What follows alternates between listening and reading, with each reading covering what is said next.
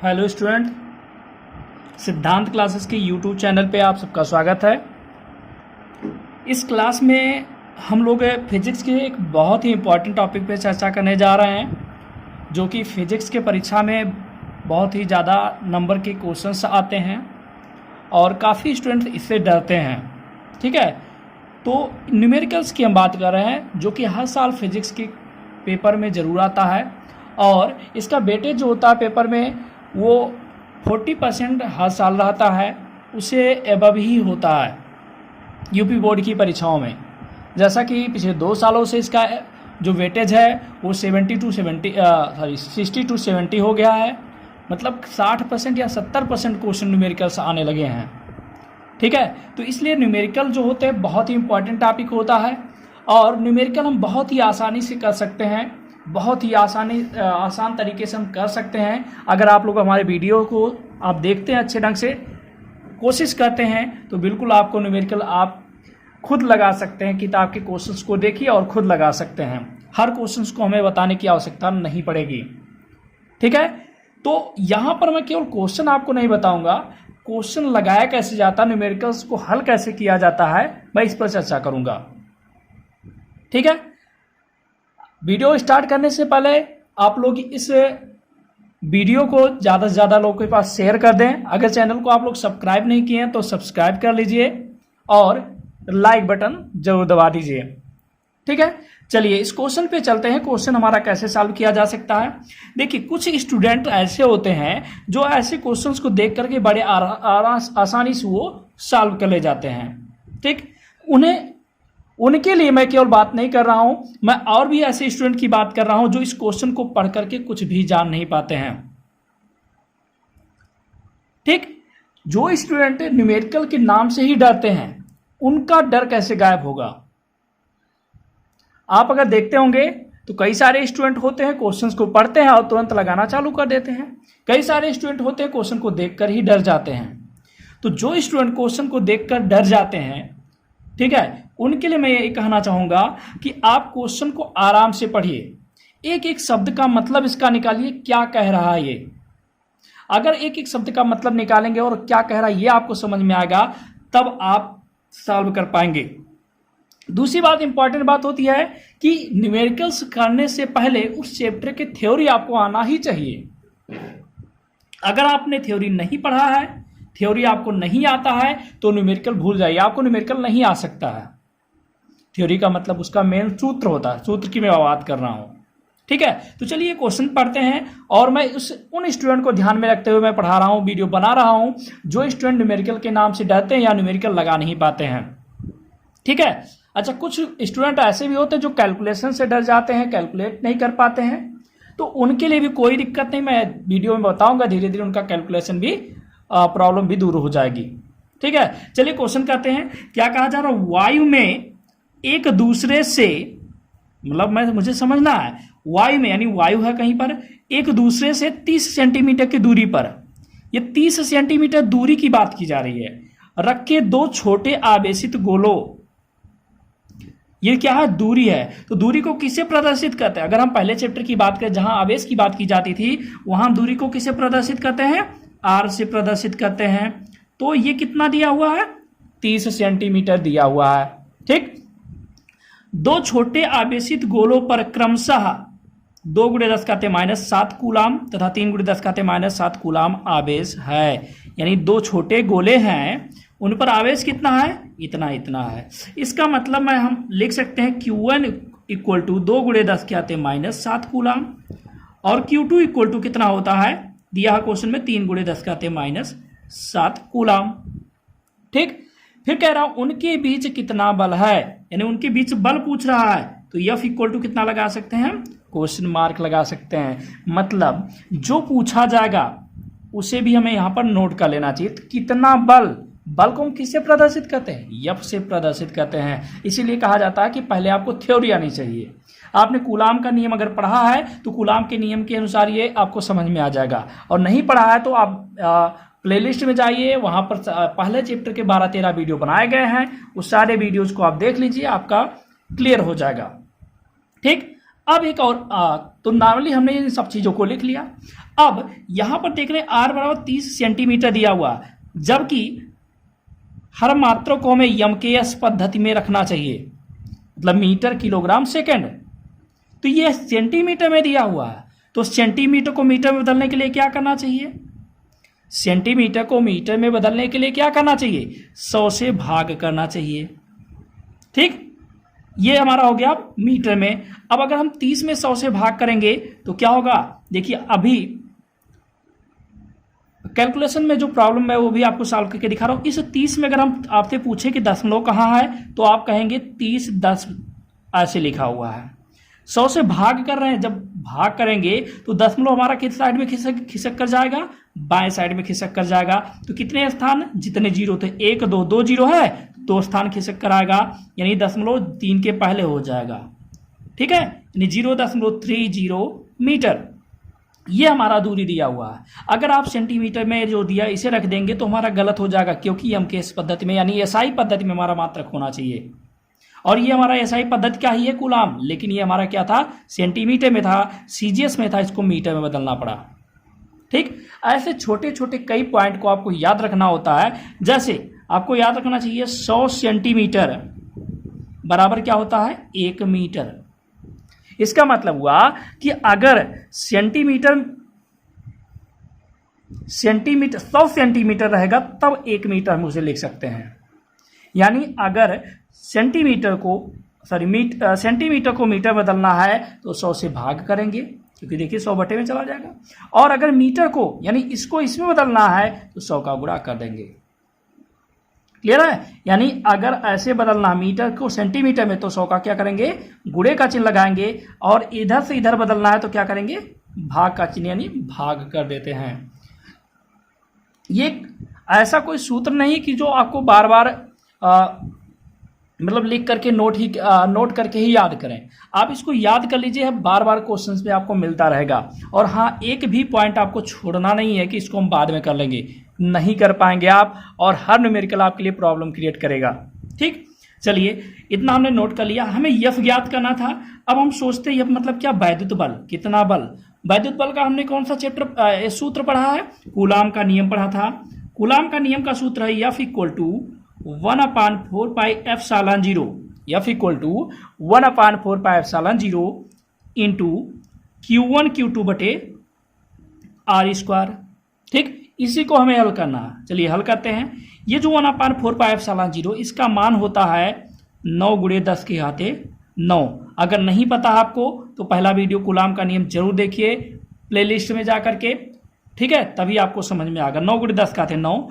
Q1 क्या लिखा है? Q1 का मान कितना है? लिख लीजिए 2 × 10 के घाते -7 गुणे Q2 का मान कितना? 3 × 10 के घाते -7। ठीक है, बटे R स्क्वायर, R मतलब दूरी का स्क्वायर, तो 0.30 का स्क्वायर।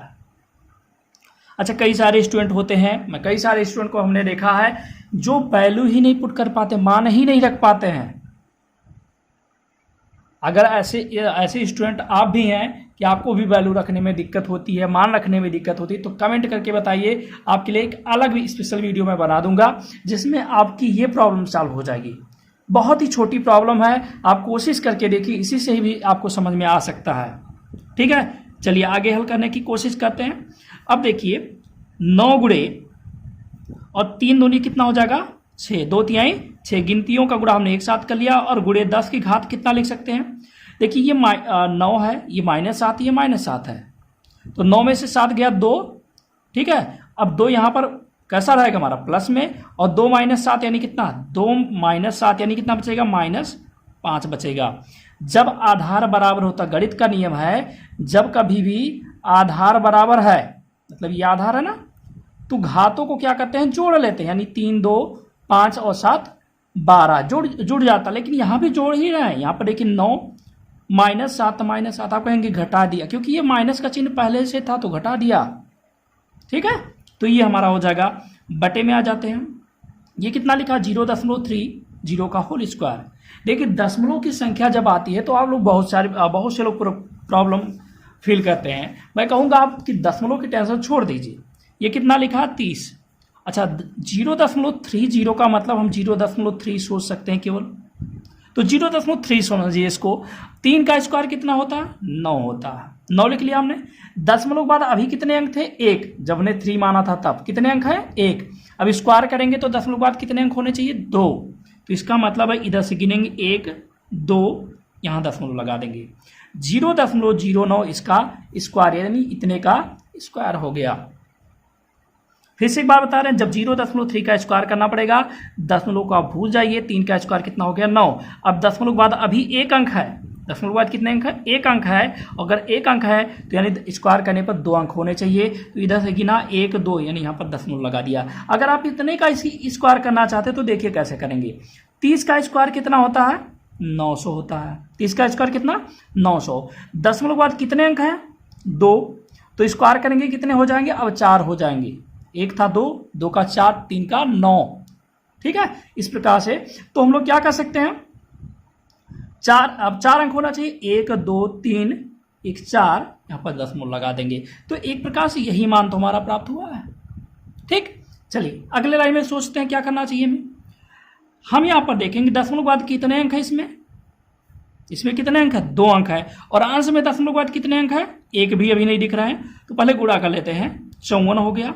ठीक, और यहाँ पर हम दशमलव अपने मन से लगा दे रहे हैं, क्योंकि किसी भी संख्या के बाद में दशमलव लगाया जा सकता है। 54 दशमलव, नीचे कितना अंक 0 था? 2 0, सही कितने अंक है? 2। तो यहाँ भी 2 0 हम अपनी मर्जी से लगा देते हैं। और गुणे 10 कहते कितना? -5 बटे 0.09। हमने आपको क्या बताया कि अंश में और हर में दशमलव के बाद अंकों की संख्या बराबर करने के लिए यहाँ पर दशमलव के बाद हमने 2 0 लगा दिया है। कई सारे टीचर्स हैं, कई सारे स्टूडेंट हैं, इसको अलग अलग प्रकार से सॉल्व करते हैं। मैं कई सालों से पढ़ा रहा हूँ, मैंने बहुत सारे स्टूडेंट को देखा है और सारे स्टूडेंट कहते हैं ये वाला तरीका सबसे ईजी उनको लगता है, इसलिए मैं आपको ये बता रहा हूँ। अगर इससे बेटर तरीका आपके पास, जब 10 के खाते -2 का या 10 के खाते +2 का या 100 का गुणा भाग, जो भी आपको समझ में आता बिल्कुल सही है। ठीक है, तो अब क्या करेंगे? दशमलव के बाद 2 अंक और दशमलव के बाद 2 अंक, जब अंश और हर में दशमलव के बाद अंकों की संख्या समान होती है तो दशमलव को हम छोड़ देते हैं। तो छोड़ देते हैं दशमलव के यहाँ पर, तो ये हो जाएगा 5400 गुणे 10 के आते हैं -5 और बटे कितना हो जाएगा? 9। 9 से कैंसिल करेंगे तो कितना हो जाएगा? 600 हो जाएगा। यानी 600 और गुणे 10 के आते कितना? -5 न्यूटन। ये हमारा आंसर हो जाएगा। लेकिन इसे हम थोड़ा सा और भी कैलकुलेट कर सकते हैं। कैसे? इसे हम लिख सकते हैं 6 गुणे 10 की घाते 2 और गुणे 10 के घाते -5। इसे लिखा जा सकता है 6 गुणे 10 की घात कितना? -3, की 2 में से 5 घटाएंगे कितना बचेगा? -3 बचेगा। ये हमारा आंसर हो गया। ठीक है, तो ये हमारे पहले क्वेश्चन का आंसर हो गया। आपको ये वीडियो अगर समझ में आए, क्वेश्चन समझ में आए, तो बिल्कुल ये बेझिझक होकर के वीडियो को ज़्यादा से ज़्यादा लोग के पास शेयर कीजिए और अपने दोस्तों को जुड़ने के लिए कहिए। ठीक है, क्योंकि अगर आपको 95+ नंबर लाना है, 95+ नंबर लाना है, जो कि मेरे समझ से फिजिक्स में बहुत ही आसान है, क्योंकि मेरे पढ़ाए हुए स्टूडेंट हर साल 95+ कई सारे स्टूडेंट लेकर आते हैं। 98 नंबर भी लेकर आए हैं, 99 नंबर भी लेकर आए हैं, बस 100 नंबर अभी तक नहीं पहुंच पाए हैं। मैं उन 100 नंबर वाले बच्चों को भी ढूंढ रहा हूं, कौन से स्टूडेंट है जो 100 नंबर ला सकते हैं। तो आप भी ला सकते हैं, कोशिश करके देखिए, बिल्कुल ला सकते हैं। और हमारे साथ चलिए, जो भी आपको प्रॉब्लम हमसे शेयर कीजिए, पूछिए, कमेंट बॉक्स में बता करके जरूर बताया जाएगा आपको। ठीक है, चलिए अगले क्वेश्चन की तरफ चलते हैं। सेकंड क्वेश्चन देखिए, कहा जा रहा है कि 0.4 माइक्रोकूलम आवेश के, इसका मतलब क्या चीज दिया हुआ है? ये आवेश दिया हुआ है।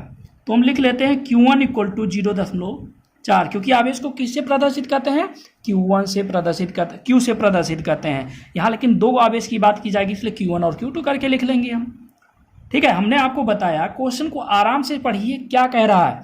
तो 0.4 माइक्रोकूलम, ये माइक्रो का चिन्ह है, माइक्रोकूलम आवेश के, यानी एक आवेश था, ठीक है, किसी छोटे गोले पर, यानी कोई छोटा गोला था जिस पर आवेश इतना था, किसी अन्य आवेशित गोले के कारण, यानी कोई अन्य आवेशित गोला है, कोई दूसरा गोला है, ठीक है, वो भी आवेशित, उस पर भी कुछ आवेश, चलिए उस पर भी मान लेते हैं आवेश कितना है? Q2 है, कितना भी नहीं पता है, के कारण वायु में, इतना बल लगता है। इसका मतलब एक छोटा गोला था, एक बड़ा गोला था। बड़े गोले के कारण छोटे वाले गोले पर इतना बल लग रहा था।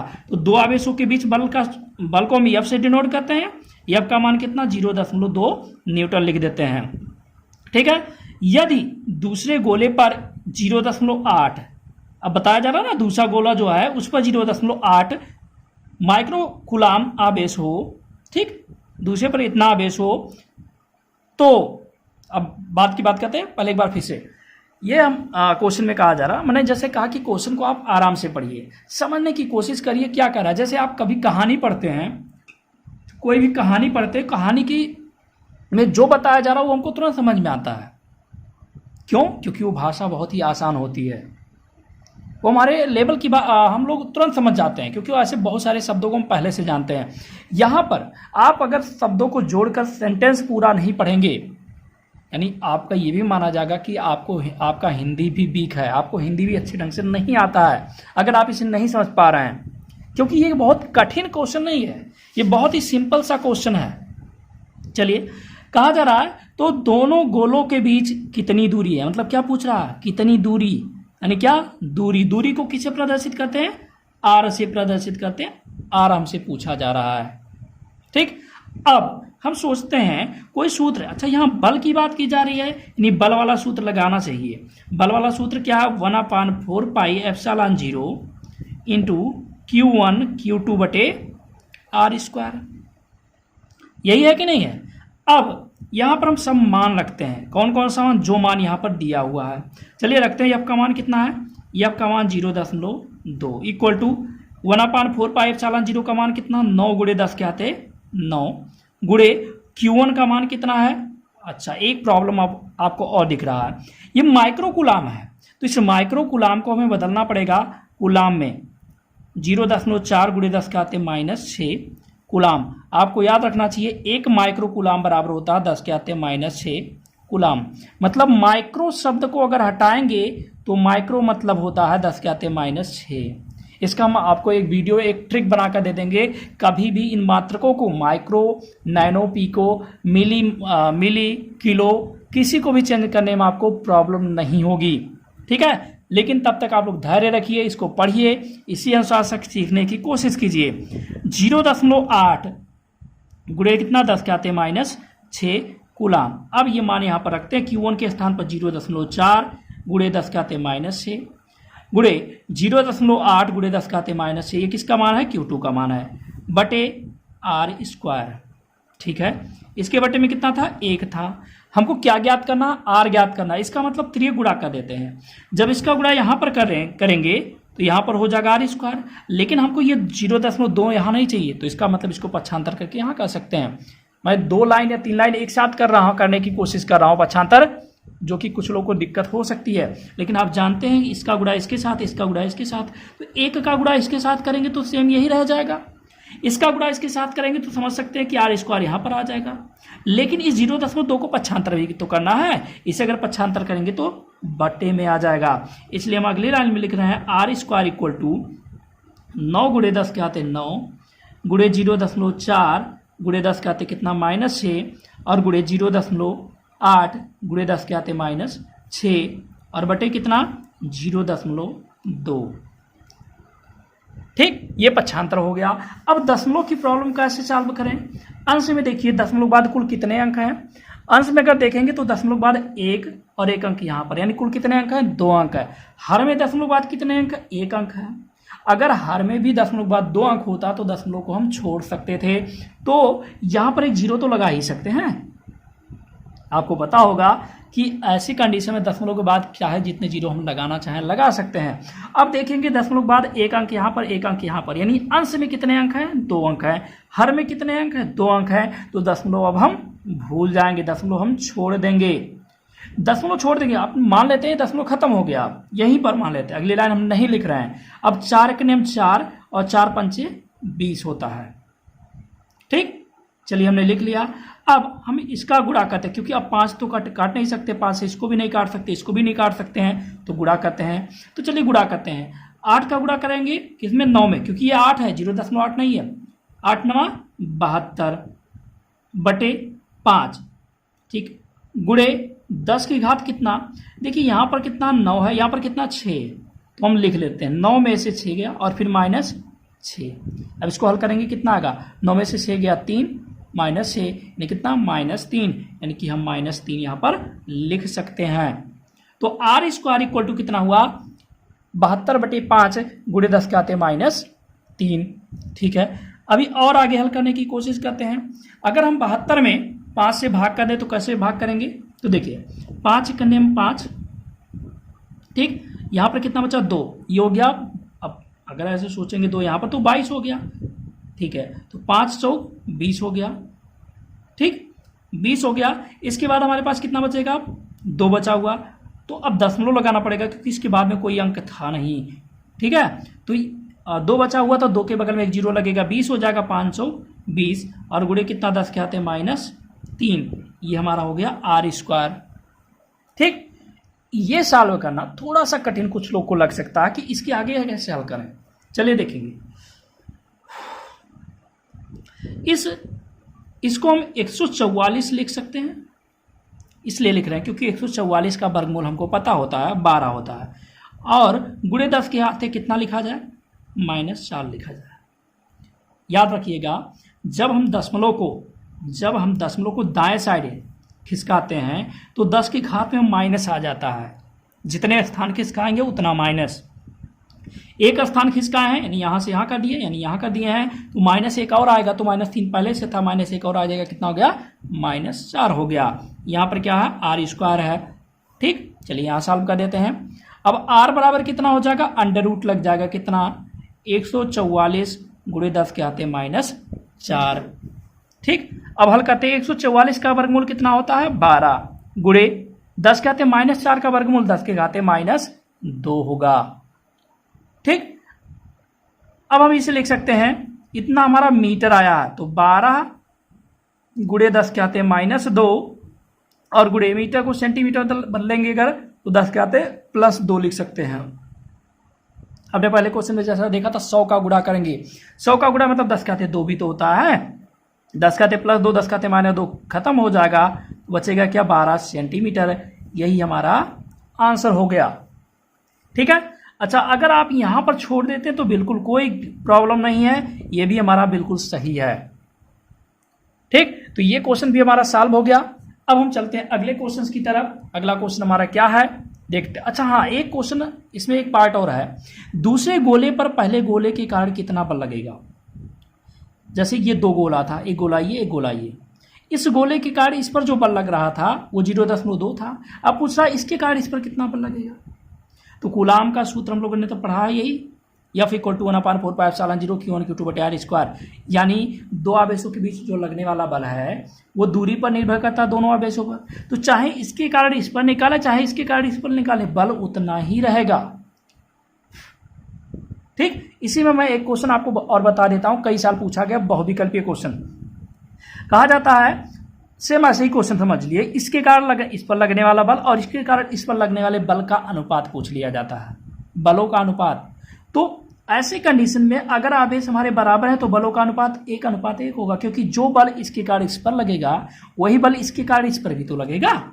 तो 2 आवेशों के बीच जो बल होगा उनका अनुपात कितना होता है 1:1 होता है, लेकिन दोनों आवेश सेम होने चाहिए और इक्वल दूरी पर होने चाहिए।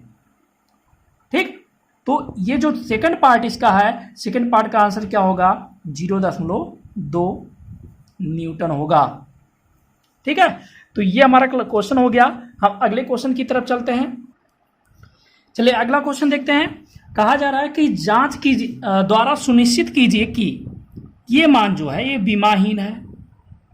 ठीक है, मैं यहां पर इसे लिख ले रहा हूं ke² बटे G ME और MP, ये हमें दिखाना है विमाहीन है। दूसरी बात क्या है कि भौतिक नियतांकों की सारणी देखकर, भौतिक नियतांक मतलब जो सारणी होती है जिसका मान हम कुछ लोग को याद भी होता है, सारणी देखकर इस अनुपात का मान ज्ञात करना है, यानी इसका मान भी हमको बताना है। और ये भी पूछा यह अनुपात क्या बताता है, यह अनुपात क्या बताता है ये भी पूछ रहा है। चलिए देखते हैं। सबसे पहले ये है क्या, अगर आपको पता है यमी का मतलब होगा कि मास ऑफ इलेक्ट्रॉन, यानी इलेक्ट्रॉन का द्रव्यमान, एम पी का मतलब मास ऑफ प्रोटॉन यानी प्रोटॉन का द्रव्यमान, जी क्या है, सार्वत्रिक गुरुत्वाकर्षण नियतांक, आपने 11th में पढ़ा था। ठीक, अगर देखा जाए तो ये सूत्र होता ना, F equal to capital G m1 m2 बटे आर स्क्वायर, उसी टाइप का ही है, लेकिन प्रॉब्लम है बटे में आर स्क्वायर नहीं है। तो एक काम करते हैं, देखिए इस क्वेश्चन को कई प्रकार से लगाया जा सकता है। मेरे दिमाग में इस समय जो इस प्रकार से आ रहा है मैं वो लगा दे रहा हूँ, वो भी एक इजी मेथड है और भी तरीके से सोचा जा सकता है। चलिए, तो हम क्या करते हैं, सबसे पहले अंश और हर में आर स्क्वायर से हम भाग कर देते हैं। अंश और हर में क्या किया हमने, आर स्क्वायर से भाग कर दिया। ठीक है, चलिए इसको हम लिख सकते हैं अंश वाले को के गुड़े ई बटे आर स्क्वायर और बटे कैपिटल जी गुड़े यम ई और यम पी बटे आर स्क्वायर। ये क्या बन रहा है, आपने एक सूत्र और भी पढ़ा, यह बराबर क्या, के गुड़े Q1 Q2 बटे आर स्क्वायर। ये कौन सा नियम है, कूलाम का नियम, ये न्यूटन का सार्वत्रिक गुरुत्वाकर्षण का नियम है। तो इसका मतलब ये क्या बन रहा है, ये हमारा बल बन रहा है, कौन सा बल, वैद्युत बल, यानी F लिख दे रहे हैं। ये कौन सा बल बन रहा है, गुरुत्वाकर्षण बल बन रहा है। ठीक है, तो ये लिख दिया। अब बताइए, ये हमने सही सॉल्व किया है, ये कह रहे हैं कि ये सिद्ध कीजिए ये विमाहीन है। अब बताइए इसका मात्रक क्या, ये भी तो बल है, तो बल का मात्रक न्यूटन, इसका भी मात्रक क्या, न्यूटन, तो न्यूटन से न्यूटन कैंसिल हो गया, तो बचा क्या, विमाहीन राशि। बचा कि नहीं बचा, इसको और भी तरीके से लगाया जा सकता है, यानी इसका मान रखिए, इसकी बीमा रखिए, इसकी सबकी बीमा रख दीजिए, तब भी हमारा विमाहीन राशि आएगा, लेकिन थोड़ा सा आपको कठिन लग सकता है। ठीक, तो ये पहला पार्ट तो सॉल्व हो गया। इसका मान बता रहा और पूछा यह अनुपात क्या बताता है, तो हम कहेंगे ये जो अनुपात है, ये अनुपात हमें किससे मिला है, तो प्रोटॉन और इलेक्ट्रॉनों के बीच वैद्युत बल और गुरुत्वाकर्षण बल का अनुपात है। प्रोटॉन और न्यूट्रॉन के बीच, यानी समान दूरी पर स्थित प्रोटॉन और न्यूट्रॉन के बीच सार्वत्रिक गुरुत्वाकर्षण वैद्युत बल और सार्वत्रिक गुरुत्वाकर्षण बल दोनों बलों का अनुपात है। ठीक है, यानी एफ ई बटे एफ जी बराबर के ई स्क्वायर बटे capital G M E M P हम लिख सकते हैं। ठीक, ये इन्होंने पूछा, इसका मान भी पूछा, तो चलिए मान निकालते हैं। के का मान क्या होता है, के मतलब आपको याद होगा यहाँ पर 1/4 भी लिखा जाता है, तो लिखा जा सकता है, तो के का मतलब कितना होगा, 9 गुणे 10 क्या थे 9 गुणे ई स्क्वायर, ई का मतलब इलेक्ट्रॉन पर आवेश, इलेक्ट्रॉन पर आवेश होता है 1.6 गुणे 10 क्या थे -19 कूलाम। आप लोग ये जो बगल में हम नोट करते हैं इसको जरूर नोट करते रहिएगा, ये अलग से नोट कर लीजिएगा, क्योंकि ये छोटी छोटी चीज़ें जो बार बार आपको यूज करना ही है। तो 1.6 गुणे 10 क्या थे कितना -19 का स्क्वायर हमने लिख दिया, बटे में आ जाते कैपिटल जी का मान कितना होता है 6.67 गुणे 10 के आते कितना होता है, 10 के आते -12 होता है, सॉरी 10 के आते -11 होता है, गुणे यमी का मतलब इलेक्ट्रॉन का द्रव्यमान। तो इलेक्ट्रॉन का द्रव्यमान कितना होता है, इलेक्ट्रॉन का द्रव्यमान आपको याद होना चाहिए 9.1 गुणे 10 के आते कितना -31 किलोग्राम होता है, गुणे एम पी प्रोटॉन का द्रव्यमान 1.6 गुणे 10 के आते -27 किलोग्राम होता है। ठीक है, इसे हम थोड़ा सा हल करने की कोशिश करते हैं। ठीक है, इसे हम लिख देते हैं 9 गुणे 10 के आते 9 गुणे स्क्वायर लगा हुआ, तो 1.6 का स्क्वायर 1.6 मतलब 16 लिखा समझ लीजिए आप, 16 का स्क्वायर कितना होता है 256 होता है, होगा। दशमलव बाद कितने अंक है 2 अंक, स्क्वायर कर दिया तो 2 अंक होना चाहिए, सॉरी दशमलव बाद 1 अंक है, स्क्वायर करेंगे तो 2 अंक होना चाहिए, यानी यहाँ दशमलव लगा दीजिए, 1.6 का स्क्वायर हो गया, गुणे 10 की घात -19 का स्क्वायर करेंगे, तो जब देखिए घात का घात होता है तो गुणा करते हैं, यानी 10 के घात कितना -38 हो जाएगा, 19 -38 बटे में आ जाते हैं 6.67 गुणे 10 के आते -11 गुणे 9.1 गुणे 10 के आते -31 गुणे 1.6 गुणे 10 के आते -27। इसे हल किया जाएगा तो इसका मान लगभग आ जाएगा 2.4 गुणे 10 के आते -10 के आते +39, ये लगभग वैल्यू आएगा। ठीक है, आपका हमने 2 क्वेश्चन पूरा सॉल्व करके दिया था। ये क्वेश्चन में मैंने कैलकुलेशन छोड़ दिया क्योंकि वीडियो बहुत ही लंबा होता जा रहा है। तो आप ये खुद करके देखिएगा और दिक्कत होती है तो कमेंट बॉक्स में बताइएगा और हम और भी क्वेश्चन इसके पूरा सॉल्व करके दिखा देंगे। हाँ, एक बात और है कि अगर आपको ये वीडियो समझ में आ रहा तो ज़्यादा से ज़्यादा लोग के पास शेयर कीजिए, जिससे हमको भी मोटिवेशन थोड़ा बहुत मिले और क्लासेस को लगातार रन करा पाएँ। और एनसीईआरटी के सारे न्यूमेरिकल्स करा देंगे और अदर बुक के जितने क्वेश्चंस होते हैं वो भी करा दिए जाएंगे। साथ ही साथ जितने भी क्वेश्चन इस चैप्टर के जितने भी क्वेश्चन आज तक बोर्ड पेपर में आए हैं सारे के सारे क्वेश्चंस आपको सॉल्व करवा दिए जाएंगे। तभी हम लोग 95+ नंबर ला सकते हैं फिजिक्स में। ठीक है, तो चलिए आज की क्लास के लिए बस इतना ही। अगर आप चैनल को सब्सक्राइब कर लीजिए, शेयर कर दीजिए और लाइक भी कर दीजिए।